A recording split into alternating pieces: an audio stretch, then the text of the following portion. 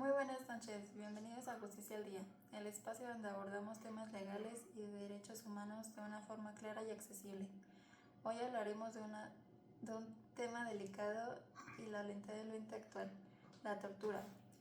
¿Qué entendemos por tortura? ¿Quién puede cometer este delito?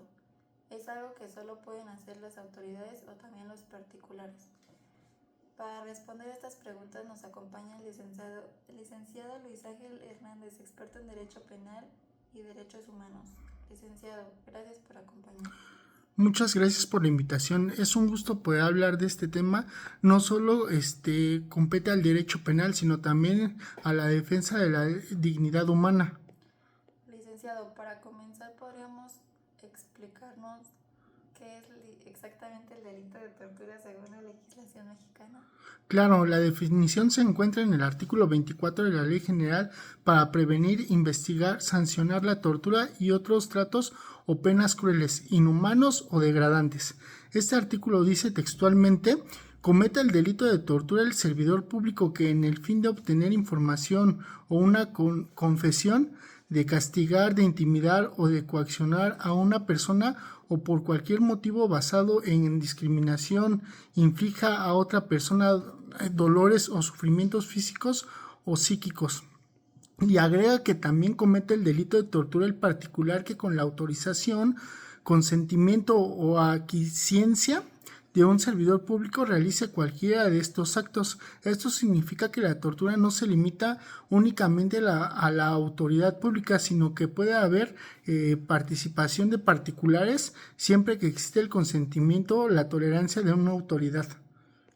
Entonces podríamos decir que el delito de tortura es propio de los servidores públicos, pero también puede involucrar a los particulares. Exactamente, el delito de tortura se considera un delito especial porque en principio requiere que quien lo comete tenga la calidad de servidor público, policías, militares, custodios, agentes del Ministerio Público o cualquier persona que ejerza funciones de autoridad. Sin embargo, la ley también prevé la figura del particular que participa en actos de tortura con la aprobación o consentimiento de una autoridad. Por ejemplo, si un civil colabora con un agente de la policía para interrogar a una persona mediante golpes o amenazas, ambos son responsables. En este caso, el particular no queda fuera del delito porque está actuando bajo el amparo, la aquiescencia o el consentimiento de una autoridad.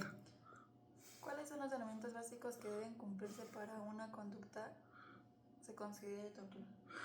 Buena pregunta. El tipo penal de tortura tiene varios elementos fundamentales que se deben analizar siempre. El verbo rector, infligir dolores o sufrimientos físicos o psíquicos. El sujeto activo, normalmente un servidor público o un particular con consentimiento de éste. El sujeto pasivo, cualquier persona víctima de esos actos. El elemento intencional, que el acto se realice con ciertos fines como obtener información o una confesión, castigar, intimidar o discriminar. El bien jurídico protegido, la integridad física, psicológica y la dignidad humana. Todos estos elementos deben de estar presentes para configurar el delito de tortura.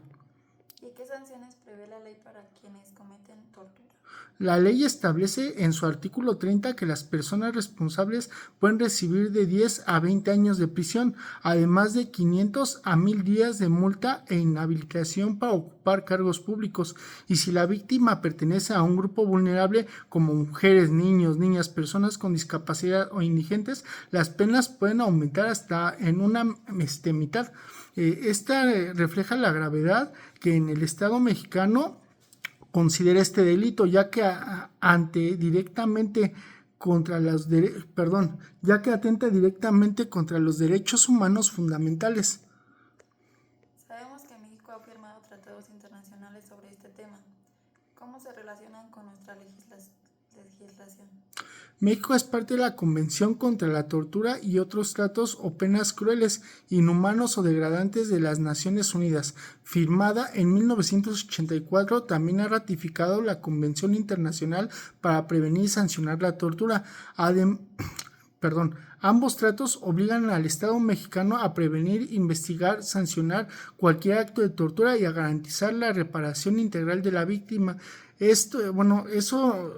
Nuestra ley menciona esta armonización con instrumentos internacionales para cumplir con los compromisos en materia de derechos humanos.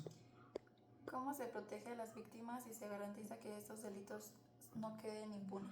Bueno, aquí la ley también establece mecanismos de protección para las víctimas. Por ejemplo, las autoridades deben de investigar de oficio cualquier señal o denuncia de tortura, es decir, no necesita que la víctima la promueva directamente. Además, prohíbe que las confesiones o pruebas obtenidas mediante tortura tengan valor jurídico. De acuerdo con el artículo 20, apartado A, fracción 2 de la Constitución, esto protege el debido proceso y evita que se use métodos inhumanos durante las investigaciones. Licenciado, ha sido muy claro y completo. ¿Podría darnos una reflexión final sobre por qué es importante conocer este tema? Con gusto. Entender que la tortura y quien pueda cometerla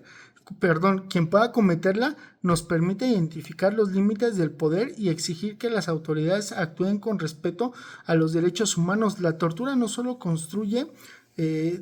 solo destruye a las personas que la sufren, también daña la legitimidad del sistema de justicia y debilita el Estado de Derecho. Por eso, y todas las autoridades y ciudadanos tenemos la responsabilidad de prevenir, denunciar y rechazar cualquier acto de tortura. Solo así podemos construir una sociedad verdaderamente justa y humana. Muchas gracias, licenciado Luis Ángel Hernández, por compartir su conocimiento y gracias a ustedes por acompañarnos en Justicia al Día. Nos vemos en la próxima emisión.